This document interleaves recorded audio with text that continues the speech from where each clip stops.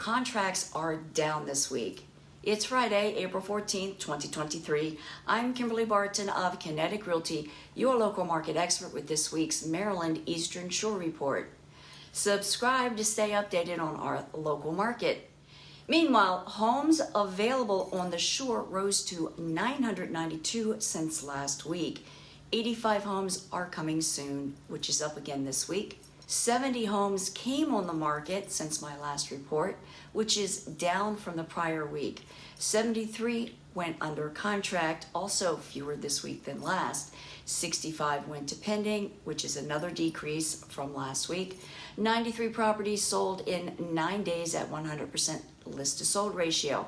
The highest priced home to sell over the past week was in St. Michael's for $1,295,000. Available rentals remain at 59 homes for lease at $1,950 per month, leasing in just 31 days. What's on your mind about our local market? Message me your questions.